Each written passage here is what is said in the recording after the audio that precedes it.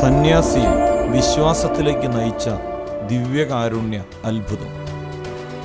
ഈജിപ്തിലെ ഷെനെ മരുഭൂമിയിൽ 13-ാം നൂറ്റാണ്ടിനും 5-ാം നൂറ്റാണ്ടിനും ഇടയിൽ നടന്ന ദിവ്യകാരുണ്യ അത്ഭുതമാണിത്. അവിടെ ഉറച്ച ക്രൈസ്തവ വിശ്വാസമില്ലാത്ത ഒരു സന്യാസി ജീവിച്ചിരുന്നു.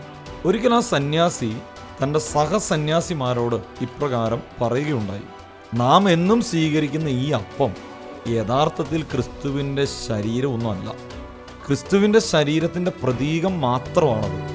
അദ്ദേഹം ഇപ്രകാരം പറഞ്ഞത് ദിവ്യകാരുണ്യത്തെ അവഹേളിക്കാനൊന്നുമല്ല, അദ്ദേഹത്തിൻ്റെ അജ്ഞത മൂലമാണെന്ന് അവിടെ ഉണ്ടായിരുന്ന 2 വൃദ്ധ സന്യാസിമാർക്ക് മനസ്സിലായി.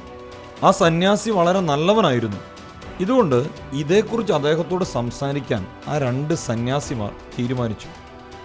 അവർ പറഞ്ഞു: അങ്ങ് പറഞ്ഞത് നമ്മുടെ വിശ്വാസത്തെ നിഷേധിക്കലാണ്. ഇത് കേട്ട സന്യാസി പറഞ്ഞു: എനിക്ക് തെളിവ് തരികയാണെങ്കിൽ ഞാൻ വിശ്വസിക്കാം.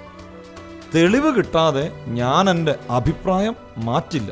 ഇത് കേട്ട വൃദ്ധ സന്യാസിമാർ പറഞ്ഞു: അങ്ങയുടെ ഈ ആവശ്യം സമർപ്പിച്ച് ഞങ്ങൾ ദൈവത്തോട് പ്രാർത്ഥിക്കാം. ദൈവം അങ്ങേക്ക് മറുപടി തരുമെന്ന് ഞങ്ങൾ ഉറച്ച് വിശ്വസിക്കുന്നു. അങ്ങനെ ഒരാഴ്ച കഴിഞ്ഞു. ഞായറാഴ്ച ദിവ്യബലി മധ്യേ അപ്പവും വീഞ്ഞും കൂദാശ ചെയ്യുന്ന സമയത്ത് തിരുവോസ്തിയിൽ ഒരു ശിശുവിൻ്റെ രൂപം കാണപ്പെട്ടു. കൂദാശ വചനങ്ങൾക്ക് ശേഷം തിരുവോസ്തി ഉയർത്തിയപ്പോൾ ഒരു മാലാഖ വാളുമായി പ്രത്യക്ഷപ്പെട്ട് ആ കുഞ്ഞിൻ്റെ ശരീരത്തിൽ വാൾ കുത്തിയിറക്കി. പിന്നീട് പുരോഹിതൻ തിരുവോസ്തി 2ആയി വിഭജിച്ചപ്പോൾ തിരുവോസ്തിയിൽ നിന്ന് രക്തം കാസയിലേക്ക് ഒഴുകി. ദിവ്യകാരുണ്യ സ്വീകരണത്തിൻ്റെ സമയമായപ്പോൾ മാലാഖ വീണ്ടും പ്രത്യക്ഷപ്പെട്ടു. എന്നിട്ട് തിരുരക്തത്താൽ കുതിർന്ന ആ തിരുവോസ്തിയിൽ നിന്ന് ഒരു ഭാഗമെടുത്ത് സംശയാലുവായ സന്യാസിയുടെ കയ്യിൽ വെച്ചു കൊടുത്തു. അപ്പോൾ രക്തമണിഞ്ഞ ആ മാംസകഷ്ണം അദ്ദേഹത്തിൻ്റെ കയ്യിലിരുന്ന് പിടച്ചു. അപ്പോൾ കരഞ്ഞുകൊണ്ട് അദ്ദേഹം ഉച്ചത്തിൽ വിളിച്ചു പറഞ്ഞു: ദൈവമേ, ഈ തിരുവോസ്തി അങ്ങയുടെ തിരുശരീരമാണെന്നും കാസയിലുള്ളത് അങ്ങയുടെ തിരുരക്തമാണെന്നും ഞാൻ വിശ്വസിക്കുന്നു. തക്ഷണം അദ്ദേഹത്തിൻ്റെ കയ്യിലിരുന്ന രക്തമണിഞ്ഞ മാംസകഷ്ണം സാധാരണ തിരുവോസ്തിയായി മാറി.